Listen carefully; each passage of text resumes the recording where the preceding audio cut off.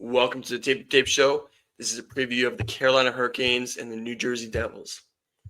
So, starting off, just clarifying, this might be probably the worst series in the first round, simply just based off the facts of Carolina Hurricanes kind of play defensive, two-way, low-event hockey, whereas the Devils like to play high-flying, shell and Keefe type hockey. However, they're missing Jack Hughes, who's the most electric and dynamic player on that team. So I don't think they stand too much of a chance, which is also why the series might not be the best. I think the Canes will probably handle the Devils pretty easily. Um, but let's break it down. So season points, Canes are at 99, Devils 91. Again, it seems a lot closer than it probably was the entire year, given that Jack Hughes has been out for, who knows, a month or two now. And since then, the Devils have just been pretty much just downhill. Losing your best player, you can't really blame them for being mediocre the rest of the season.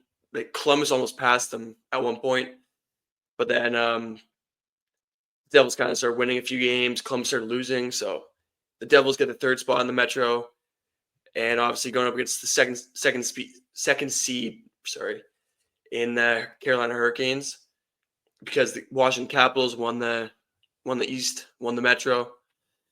So we get these two teams in the first round. Don't expect too much. I think the Canes should pretty easily handle this depleted Devils team. The Devils just got back Hamilton. Hopefully they get Siegenthaler back.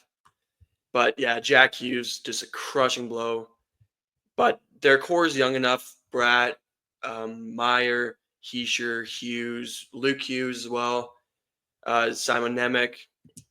A lot of these guys, they're young enough that their window's not closing like some other teams. It's kind of like the start of their window.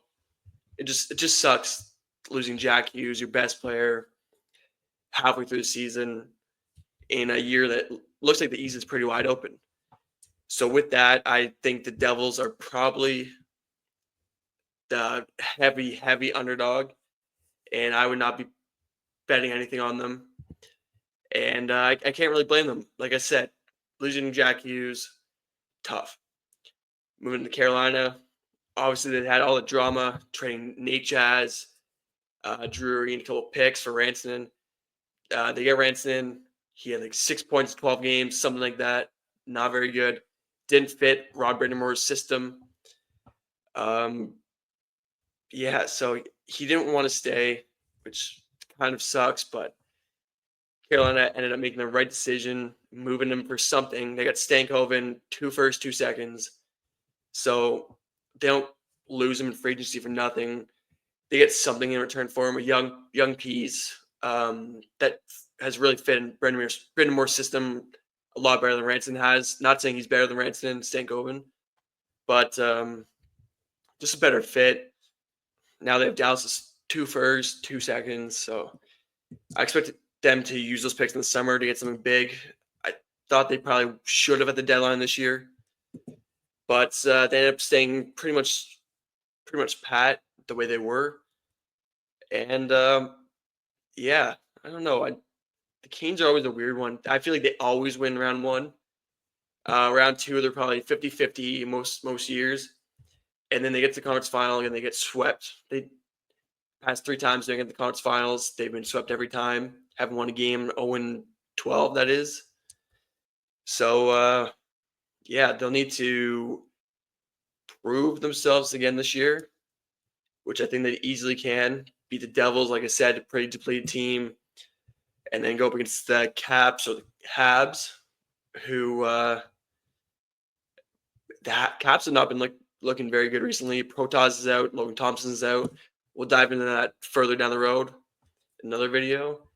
And then the Habs, I think the Canes could easily work them. But yeah, I think the real test for Carolina will come in the second round against the Caps, and then in the conference finals. But they have to make it there first, obviously. So they have lots of depth. You see Sebastian Aho, 74 points, leading scorer. Not even point per game player. But they just kind of do it by committee. Their D, Slavin, Burns, Gostisbehere, Walker, Chatfield, Orlov. Really solid decor. Goaltending, bit of a question mark. Freddie Anderson, past, has not been best playoff performer. As we all saw in Toronto, he kind of struggled. Carolina, he struggled too. And injury is always concerned with him. So you never know what's going to go on there. They got Kochekov as the backup. He's good in a pinch. I don't think they could ride him the entire playoffs if Freddie goes down. So they're kind of putting all their eggs in one basket with Freddie, hoping he can play good in playoffs for once and not get banged up. Seems to be a bit of a struggle for him. Then you go up to their forward core, Jarvis, Aho, Svechnikov, Taylor Hall. They have so much depth. It's similar to Dallas in the way that they can roll four lines. They all have identity kind of. They all good two-way guys. No, nothing too crazy. But yeah, I got Carolina winning the series in 5 games. So I got the Carolina Hurricanes beating the New Jersey Devils 4-1. And yeah, like I said, I just don't think the Devils can really stack up with the Canes, given that they don't have Jack Hughes, Sheldon Keefe, first year as a coach there. Everyone knows his struggles in the playoffs that he had with the Leafs. Who knows if it'll change, but I don't see it happening this year.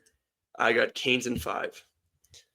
So make sure to follow the page, subscribe, and got more videos coming out soon of every series, as well as my final full bracket, which will be going round by round, all the way to the cup final. So stay tuned for that, and I'll catch you guys on the next one.